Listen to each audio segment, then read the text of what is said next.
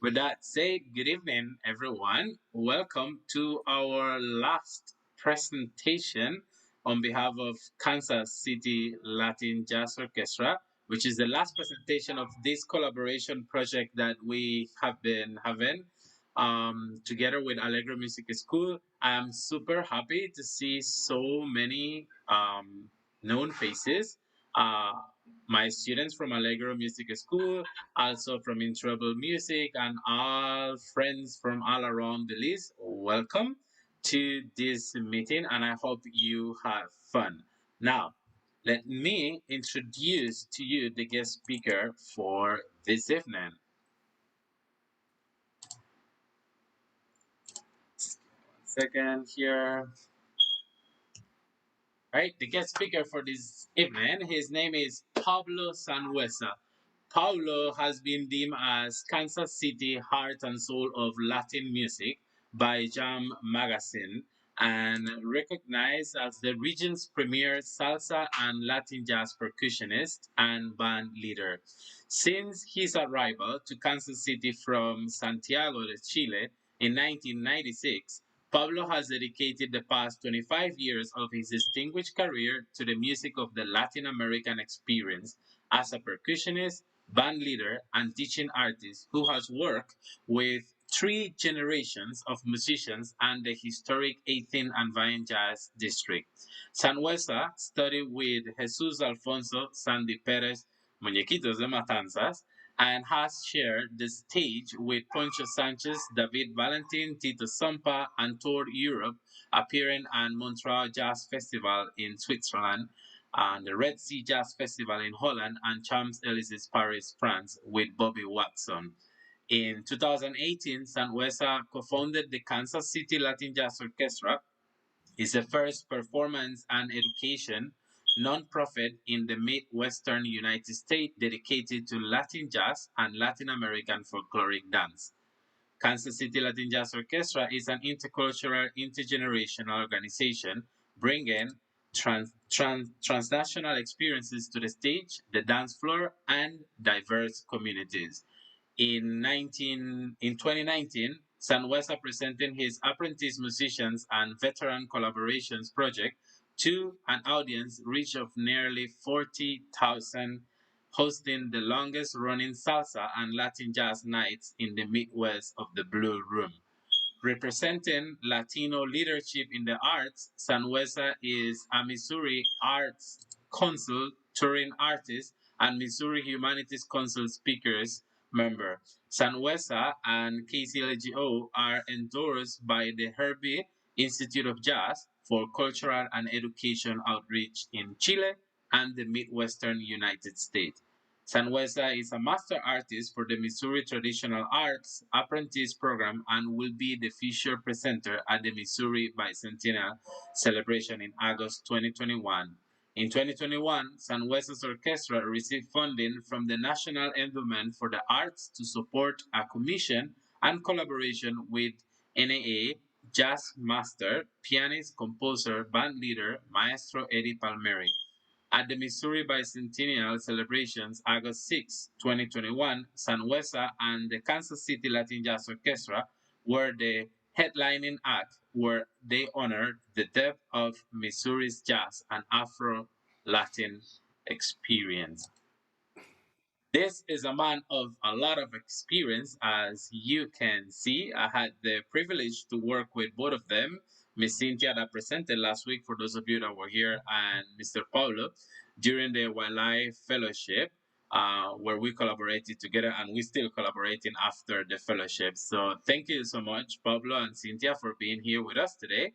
And thank you to everybody that joined the call. And with that said, let's move the microphone on to Mr. Pablo Sanhuesa. Thank you so much. I am thrilled to be here in front of you to share some of our experience in presenting this music here in the Midwest and in the southwestern part of the United States. Um, we would like to begin with history, how far back this music goes. we are celebrating centennials this year. So we can safely say that the music that we know today as Latin jazz or Afro-Cuban jazz or more commonly known as Latin jazz is 100 years old.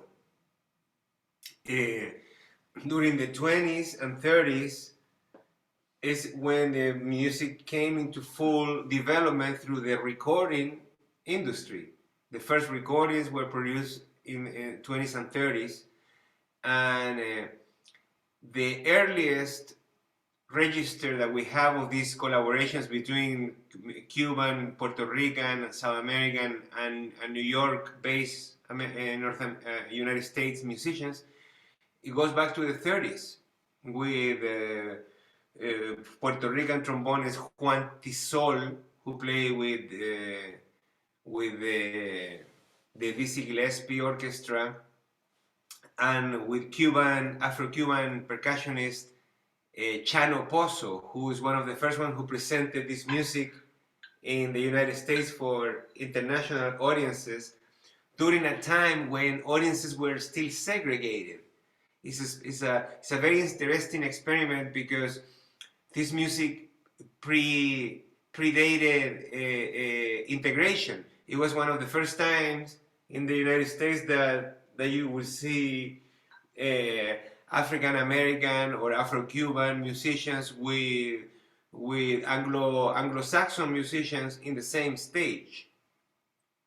And also there were specific places in which even before desegregation laws were passed, the first places where people from all walks of life and all ethnicities could get together, it was to listen to this music in particular that we call today Latin jazz.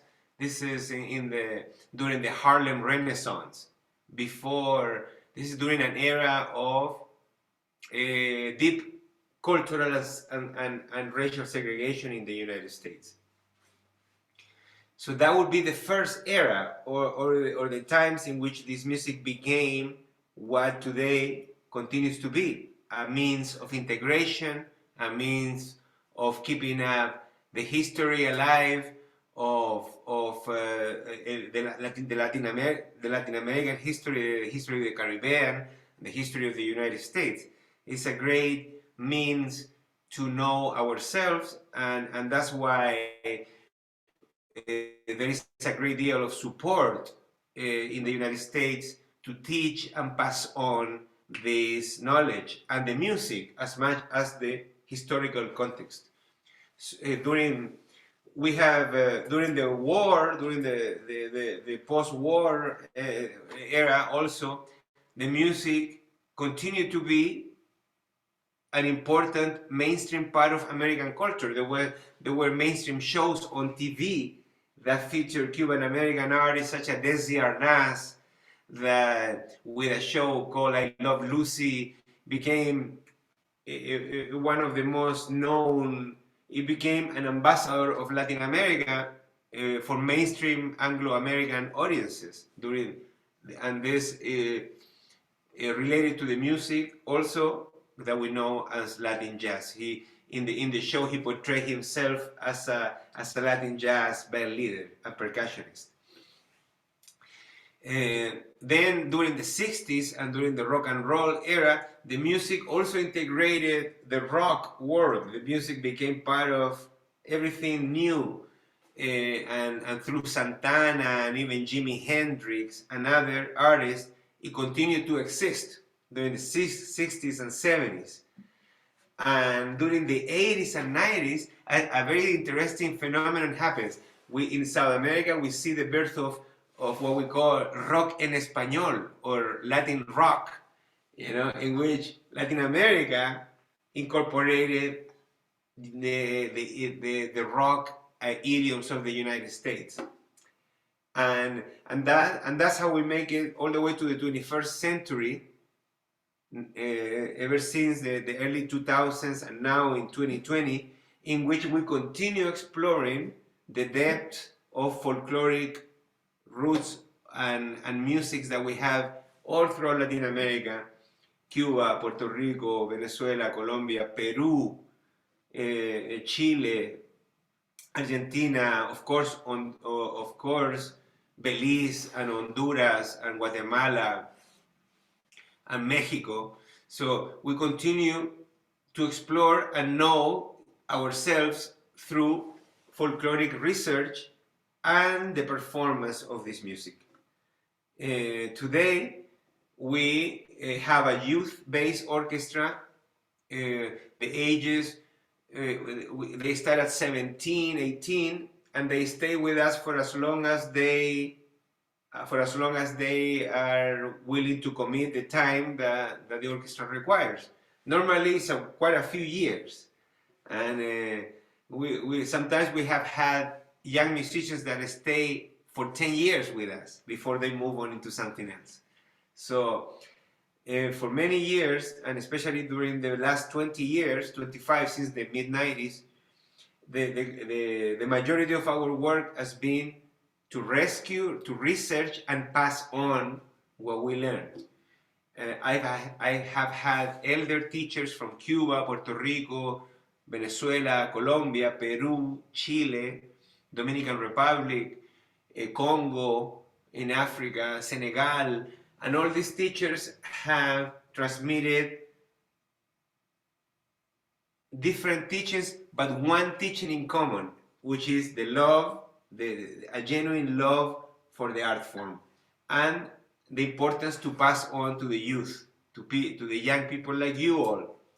That's one of the most important elements, especially after we reach certain age. I am 49 years old now, so it's time for me to also put an extra effort to reach out to the youth and pass on what's been my experience as a band leader. I'm originally from Santiago de Chile.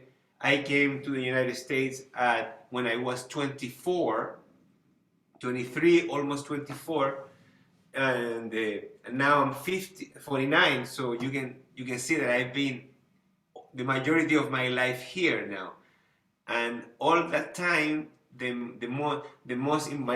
my biggest energy has gone into music. But also I have had to support myself doing multiplicity of. I've worked in construction. I've worked as a Spanish tutor at times, until we finally have created an orchestra that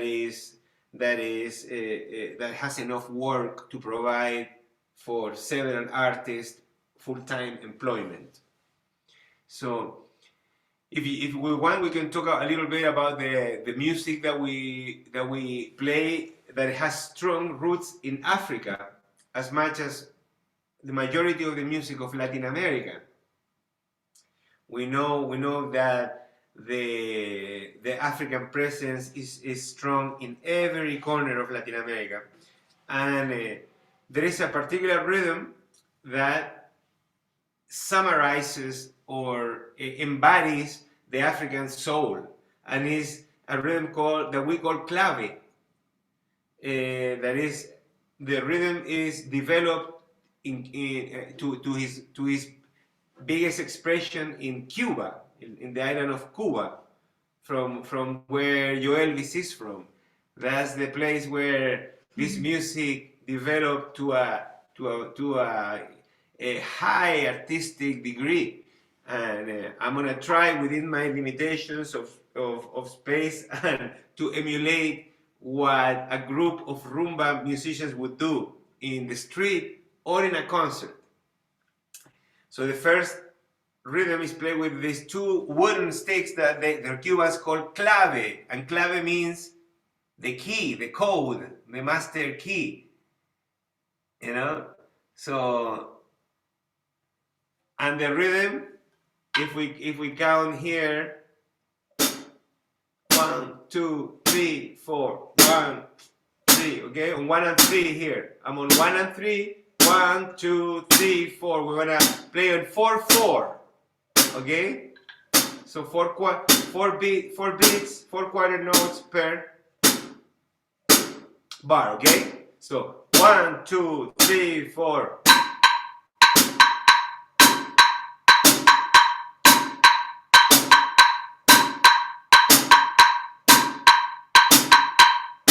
Okay? So now, this is the original instrument in which you play that rhythm. But since I'm gonna be doing it all by myself, I'm gonna put the clave rhythm on the hi-hat. So I'm gonna go.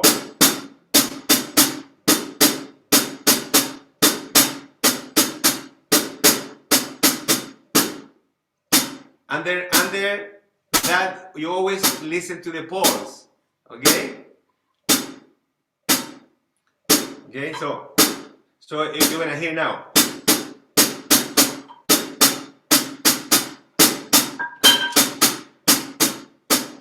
The first drum that you're gonna hear in the Roomba is the large drum, and it's called tumba.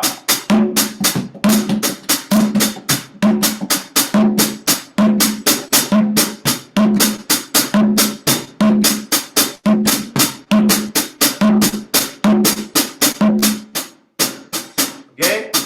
The second drum you're gonna hear in the Roomba is called the tres, dos, or segundo.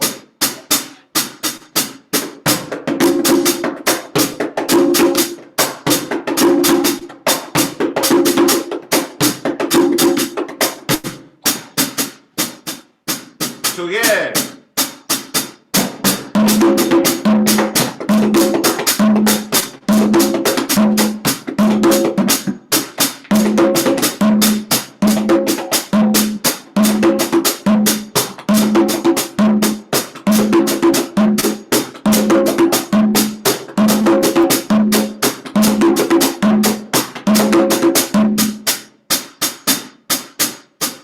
The third drum is the box.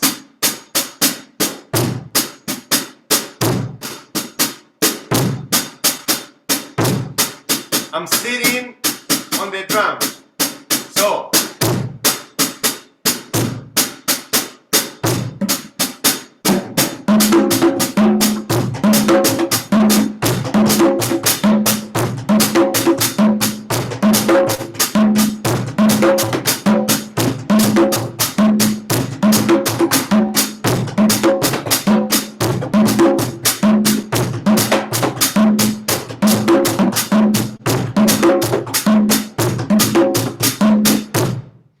and now we're gonna play a little slower and we're gonna sing a song that is dedicated to the father of humankind. Batala is a spirit of peace, and anybody can sing to it. No, not just the entire. You don't have to be a rumbero or a practitioner of any particular Afro-indigenous religion. It's called Baba Fururu. Okay.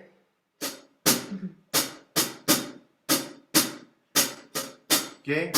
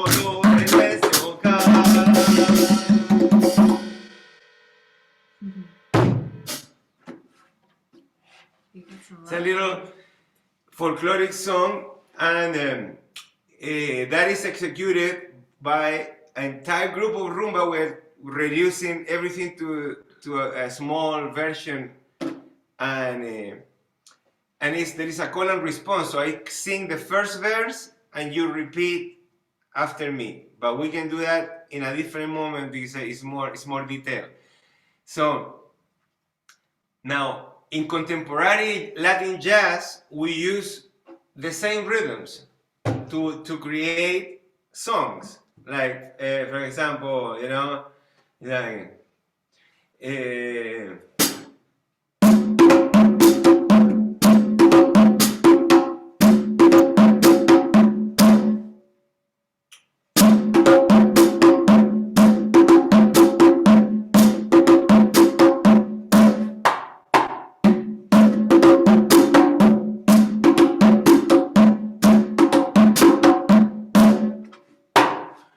and that's a bass rhythm to create anything with it to accompany a traditional song, to accompany any melody, maybe a melody that already exists, or a melody of the creation of your own artistic, expression. So when we work with the musicians, when we work with young musicians, we also improvise and we spend time playing freely, anything that can come out, and and sometimes it's pure noise and it doesn't sound very good, and sometimes it sounds really good. So we have that trial and error that is not so conventional, because in the academia we tend to be aiming for perfection all the time. We work with the error in our academy. We are experimenting with the with error, with wrong notes, with wrong rhythms, and experiment around that and see what happens. And many times we come out with great ideas after those mistakes. It's we're in a moment in which we can experiment also with electronic music, with drum machines. Next time that we do a call like that, I'm gonna show you what we do when we mix this music with drum machines, and we pre-program beats, like what contemporary musicians do in pop music or trap or reggaeton or any type of contemporary urban, what is called urban pop. So we started experimenting with that and mixing these rhythms with the drum machines and with singers. And this is our we have a project right now here in Las Vegas to present a touring band presenting this music here in the schools, and also incorporating more folkloric elements from the mountains in the Andes. That's another surprise that we have for you guys next time. So indigenous music from way up in the Andes, in the mountains in South America, that also have an African fusion, because there is African presence there too. And it's very interesting, and we look forward to continue seeing you. If you have any questions, please let me know, and I can try to answer the best I can.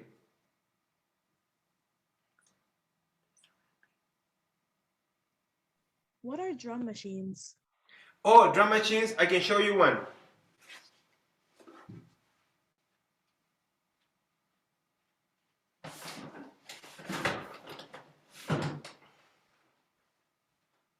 They look like this. It's in the box right now. It's like a computer with these pads. Oh, It looks like a gigantic calculator. Yeah, I've seen one of those before. I didn't know that it was a drum machine. Yeah, so these are drum machines. So what you do with this is you hook it up to your. It's a computer unto itself, so you don't need a computer to operate it. You download here, as you download to your computer, you download music. Like a piece of music, and then you can sample it. You can trigger it in and out whenever you want. And that's how contemporary musicians, that's how rappers do it, trap artists, rap, trap, hip hop, reggaeton, all the contemporary artists do that. And it's a computer, and then you press a button and it plays what you saved. And so it gives you like a foundation to use. And then next time we do a call, I'm gonna plug this in and I'm gonna show you how it works. Because it's like a track that is playing behind, and I play on top of that. You know? That's a Cool. Yeah, that's a drum machine, and you can find them now anywhere. They're more accessible now. They used to be so expensive 10 years ago, but now you can find them and then you can make your own music, and then you don't need the band. I mean, eventually you will need the band when you want to present this at a professional level. But in the meantime, it can help you develop ideas. You know, if you don't have 3 musicians willing to go to experiment with you every time you want, you know. So then, but eventually you will need the band but it's a great place to start experimenting with your ideas. It's called sampler, to sampler music from other sources, and then you use it for your own purposes. But you can only use so much, because if not, you're plagiarizing. You can only use very little, and you have to be creative with it. You can't just copy somebody's full song and sing on top of it. It needs to be very creative, and there are copyright laws and industry laws to follow. Yeah. We can give you examples of famous songs that are actual samples of other songs, and nobody knows. Well, the musicians in the industry know, but a lot of famous songs today are actually samples of old rhythm and blues from the 50s and 50s, you know. And yeah, a lot of hip hop, a lot of rap are samples from an old artist called James Brown, an African American artist that played with a full orchestra. A lot of the rhythms that rappers use come from him, and they do it with these drum machines. Great question, because Nikolai has another question, and then we could continue with the presentation. What type of drums do you need to use for Latin jazz music? Great question also.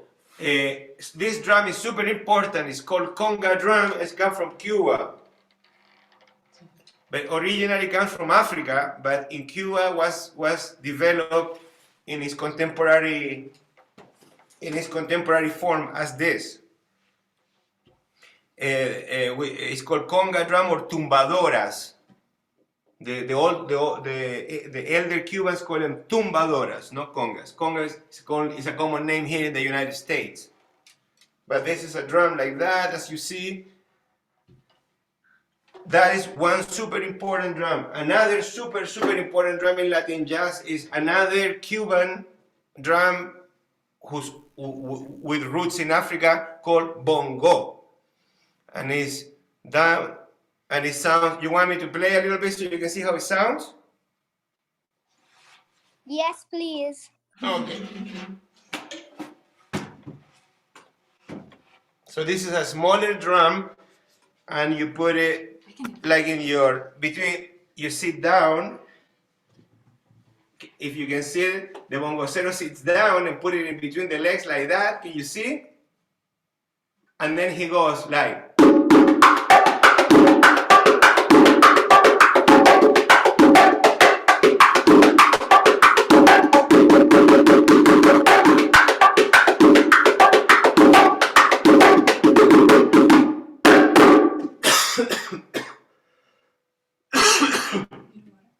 The bongo. Another drum from Africa that was preserved and maintained in Cuba. Another important instrument in this music would be the cowbell. Are you familiar with the cowbells? Super important. No.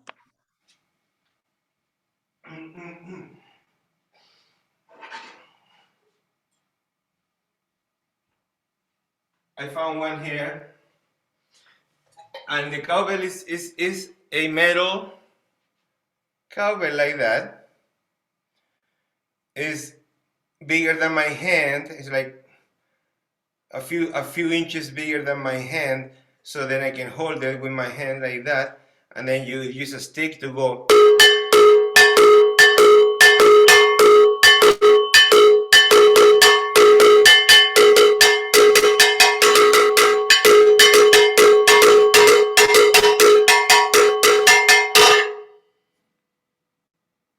Cowbell. And that's the percussion section for Latin jazz. And then also you can add a drum set if you want, or timbales. But if you have the conga, if you have the tumbadoras, the bongo, the cowbell, you have the fundamentals. You can continue adding to that drum machines, timbales, drum sets, and the creativity is endless with this music.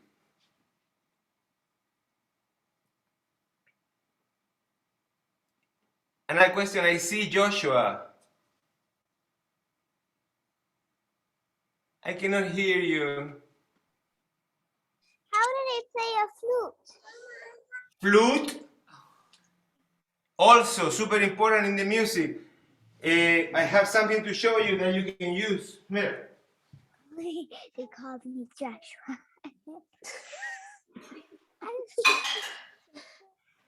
You have to tell him. This is like a little flute, but it's made out of clay. Have you seen those? No. Mira, is made out of clay. It has holes. Mira. Okay, it's a Native American instrument from South America, from the people from the mountains. You know, the Quechua people. I mean, it has holes and it sounds like this.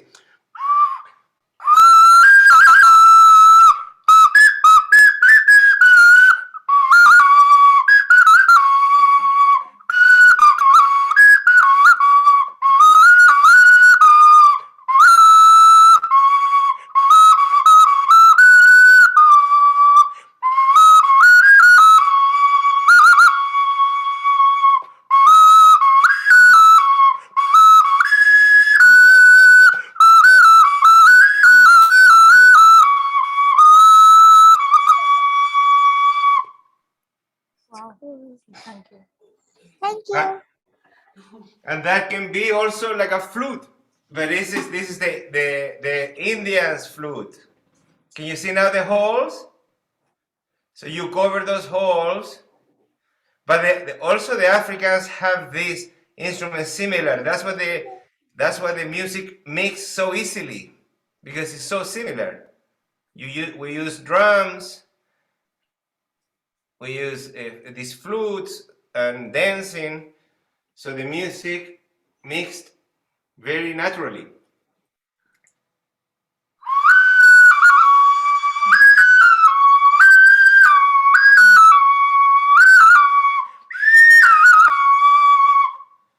Yeah, another native instrument.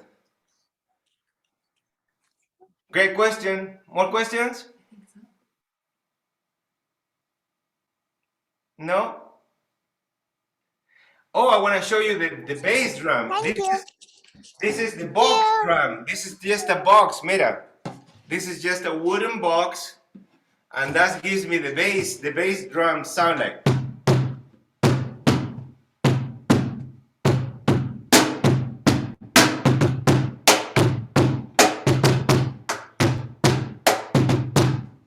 You know, another simple instrument that you build at home, and because also the drums, we need to know that the drums were banned. It was the African descents and the American Indians couldn't have drums during the colony, so they started playing other instruments like the box, because they couldn't have tumbadoras or bongo. They had to hide to have them, and this doesn't look like a drum, so it was disguised as. It didn't look like it was a drum, so nobody was under danger of being incarcerated or even worse. So the music is under constant struggle, but it's also renewing itself all the time. Any other questions?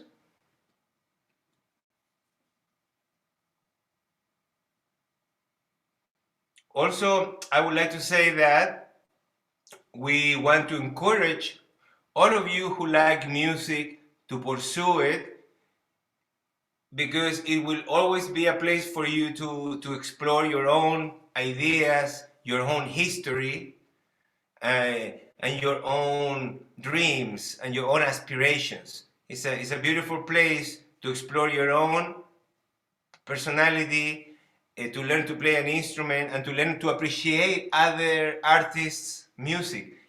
The music is the art of listening. Also, it's a big part. So we learn to listen to each other through music and to work with other people in a harmonious manner. And I would like we hope that this presentation has encouraged you to continue pursuing your music studies with your Elvis and all your wonderful teachers and all the artists that inspire you and keep you interested in the art form. Paulo, there is a question in the chat. Is Latin jazz like Cuban salsa? I'm gonna let you answer that. So Pretty much, yes. The Afro-Cuban Latin jazz is essentially Afro-Cuban music.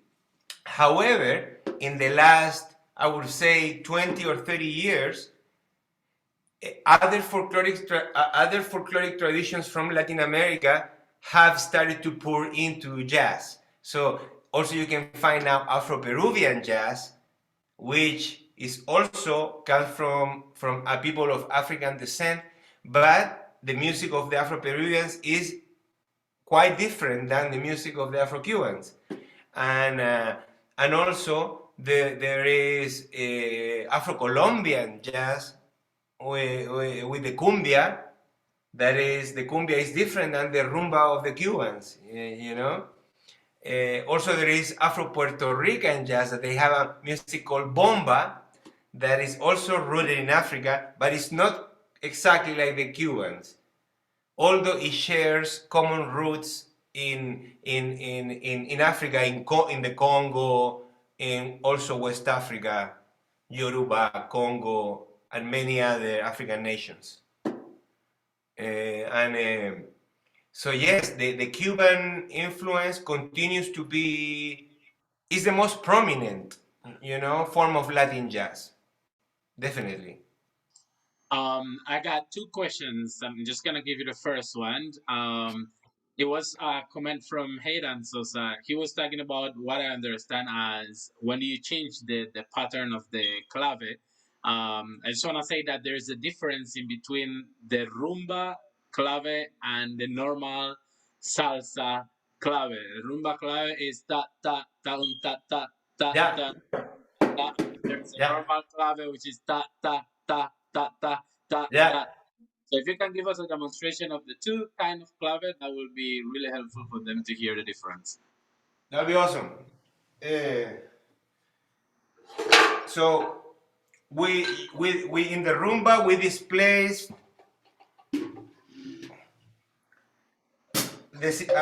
the quarter note into it's a 16 note in the end of 4 instead of 4. So if it would be like, so 1 2 3 4, 1 2 3 3, 4. That would be the Roomba clave, right? Because it's in the end of 4. It will be 1 and 2. So it's slow. 1, 2, 3, 4. 1 and 2 and 3 and 4. And 1 and 2 and 3 and 4. And 1 and 2 and 3 and 4. And 1 and 2 and 3 and 4. And 1 and 2 and 3 and 4. And 1 and, you know? So the son clave will be 1, 2, 3, 4. 1,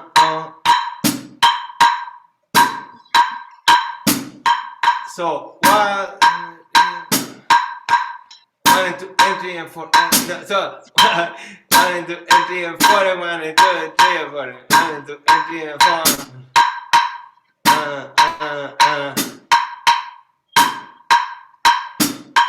See? So let me play. I'm gonna play one first, and you tell me which one is it, Roomba or son.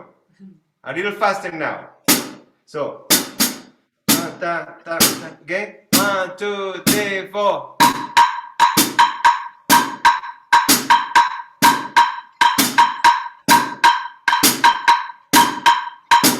Which one is it, Roomba or son? If it's Roomba, say 1. If it's son, say 2. You got it, Frankie got it. And then I'm gonna do the son clave fast, with slower because the son is slower. So 1, 2, 3, 4.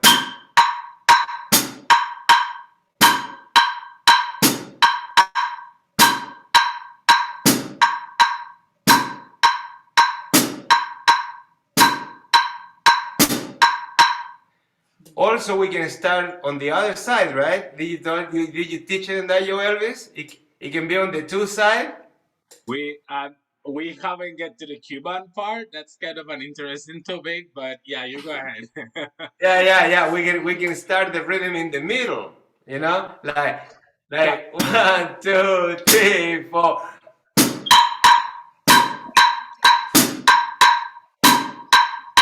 And that was son, but reverse. And you know, and you can also do the rumba clave reverse if you want, like.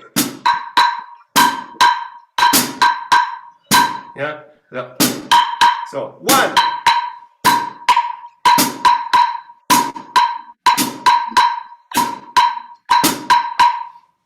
So since we are using this engaging platform, and I know that you're ready for this, let's see who is brave enough to clap the rhythm of the rumba clave first, and then I want another volunteer to clap the rhythm of the son clave. So Pablo is gonna give you a demonstration first of the rumba clave, so you could hear it one time. All right, Pablo, go ahead. Rumba. Yes. 1, 2, 3, 4.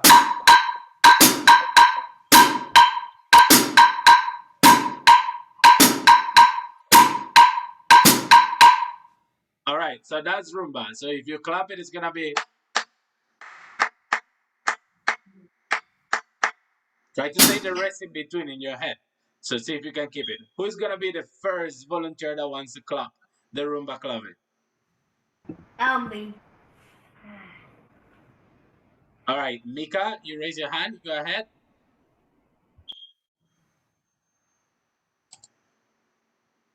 Can you unmute yourself, Mika?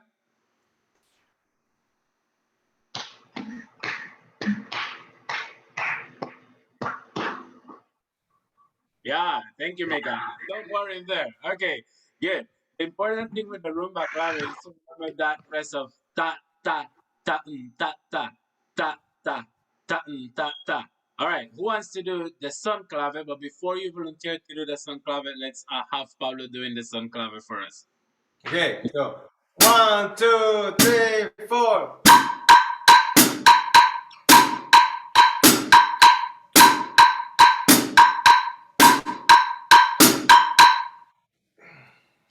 All right, Riley, you got your hand up, and I see Otto has a hand up too. So Otto, you're after Riley.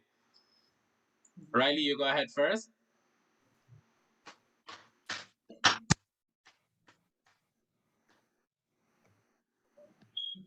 Okay, we hear it somewhere in there. All right, Otto, you want to try it? And then Shiloh. Like that? It's unmuted. Go for it. Okay.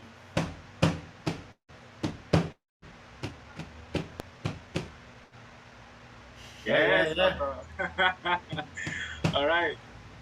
Thank you. Yeah. Yeah, you dab in everything. All right, Shiloh, you want to go ahead? You're unmuted.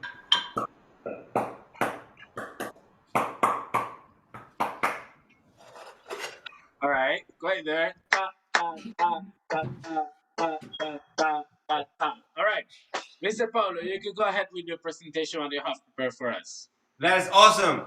Now that you understand what we were doing earlier, we're gonna do it again because now you have the theory of now you understand what we were playing. We're gonna play the clave here on the hi-hats, okay? So it's gonna be so.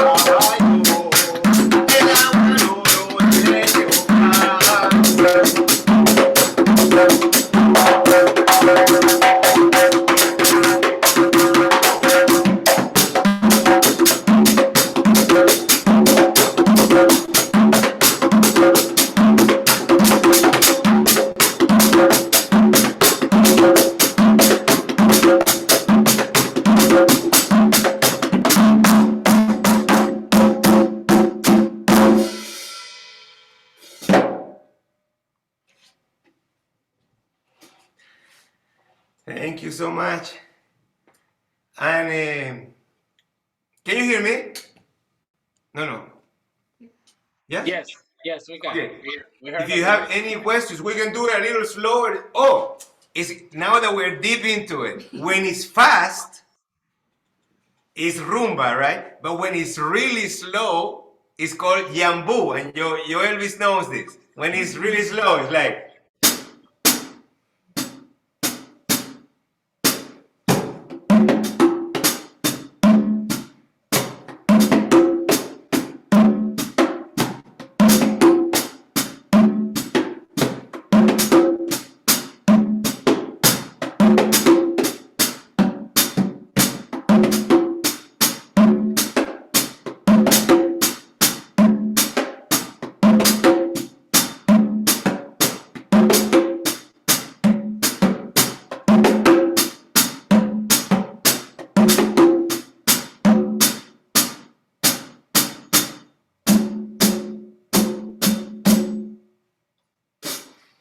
So if you slow it down, sounds like a different rhythm almost, but it's the same structure and it's danced differently. So that is strictly Afro-Cuban folklore, as you Elvis knows. That's purely Afro-Cuban folklore, and is the foundation, the main foundation to what we know of as Latin jazz. Is the main rhythms for the music. But in the recent years, other music from other regions of Latin America have been incorporated.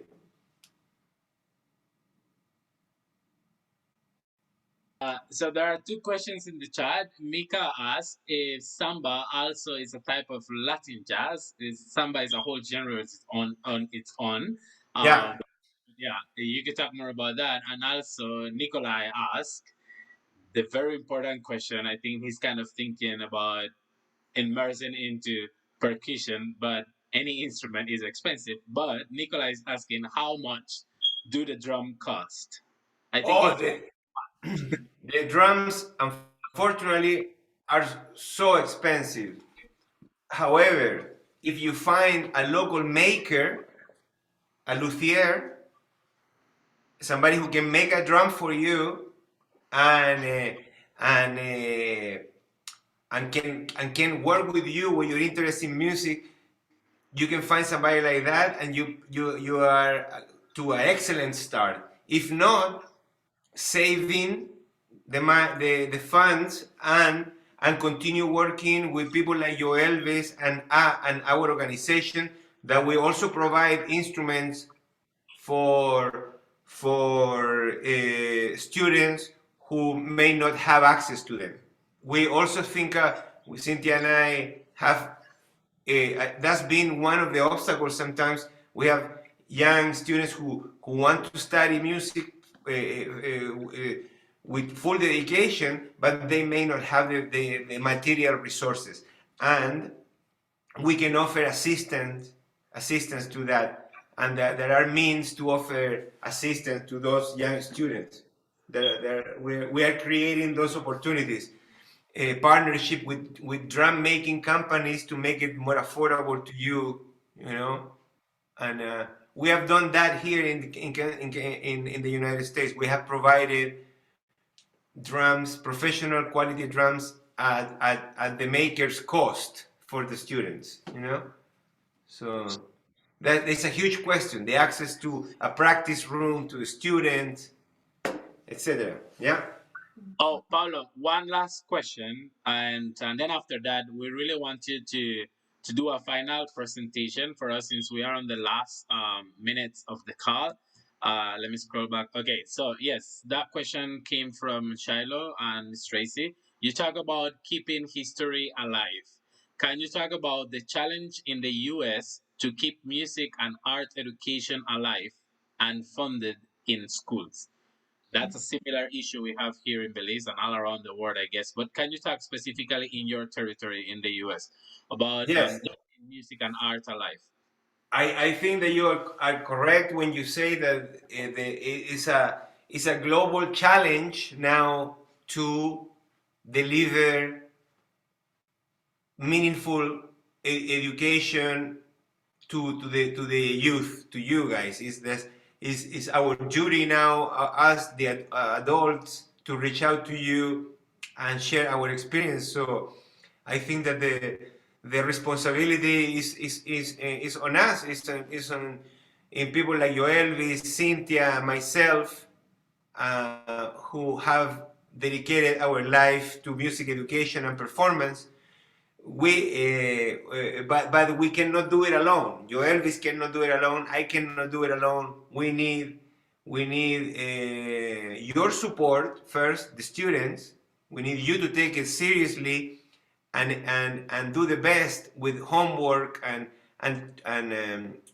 really, when your teachers are asking you to work on a specific area, do it, because it will favor you in the future, and it will make our work, it will also encourage us to continue finding avenues to help you progress. And we are, in my orchestra, we also generate paid work for the musicians on stage to go and work with us and present a show in a concert. And those are the opportunities that we need, the support of the community. We need a community willing to hire my orchestra so I can hire you. You know, it's a complex, it's correlated. We depend on each other. We depend on the students. We depend on good students, but also we depend on good teachers. You know, and we depend also on a industry, on a conscious industry that wants to give to the youth. We need drum makers who want to donate instruments for underserved communities, you know. But if you are interested on an instrument and it's unaffordable for you, reach out to your teachers, so maybe we can find a way to find you an instrument, a donation, you know. Yeah. I am pretty sure that the part of practicing and making an effort on your side, students, you have heard it way too much. Or from any other teacher here in the call, I am extremely sure of that. But I'm glad to hear it one more time from someone else that is not your teacher that you see every week. All right, with that, say Pablo, take it away. Have the last presentation for us, and then we're going to conclude today's event. Okay, we had a piece on vibraphone, but we broke the string that holds it together, so we cannot present that a melody. But what if we do? Let me see.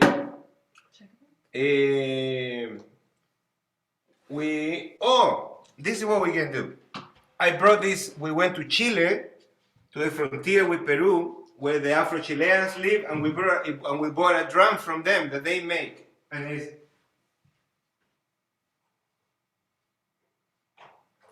basically a real fat conga drum. You know, it's like a gigantic. Is bigger than the Cuban drum, but it's short. It's not as, you know. It's not as, but it's a little bigger than the Cuban drum in diameter, and it's light and it's handmade. You know, so it's like a gigantic tumbadora that has a really low sound, like it.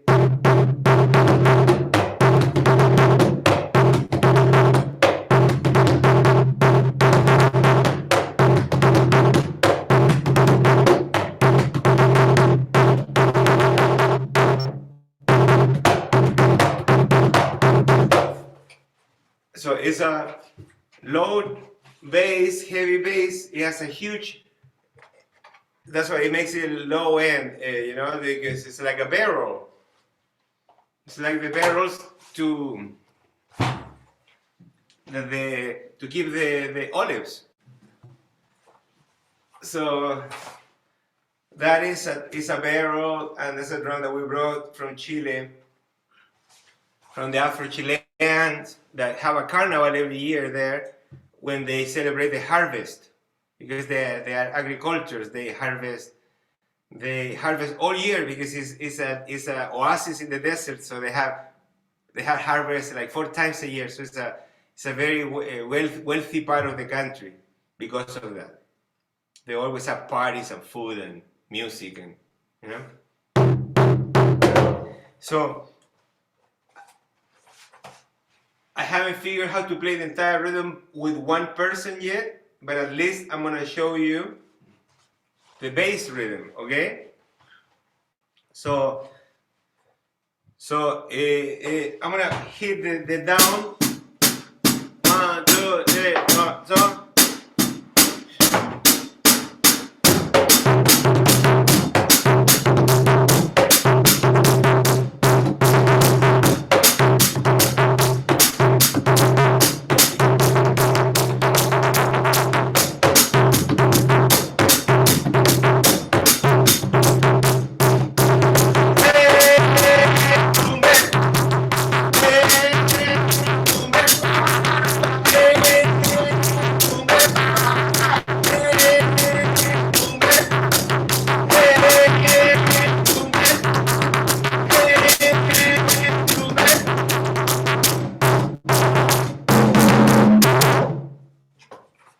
So it's a rhythm from the carnival.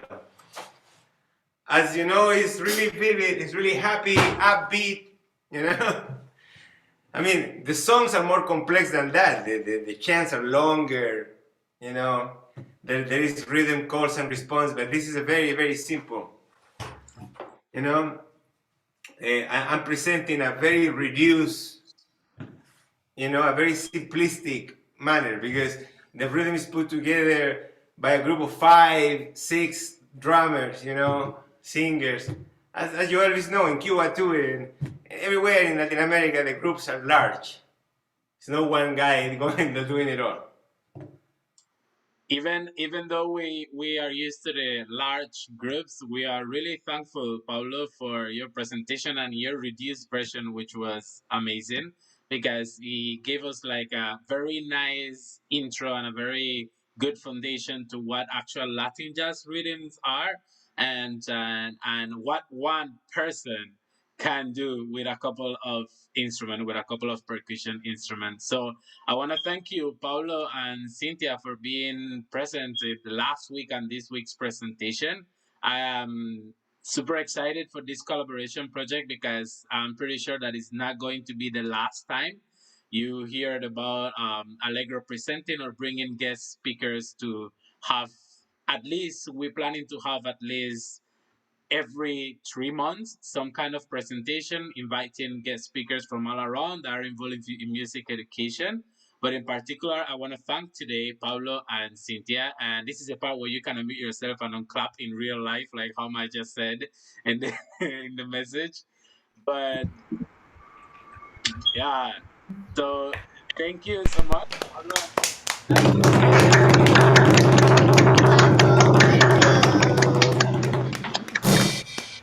and much. and also thank you to all the students, parents, friends from the community, musicians that joined the class or the call today. Thank you so much for coming in. Stay tuned.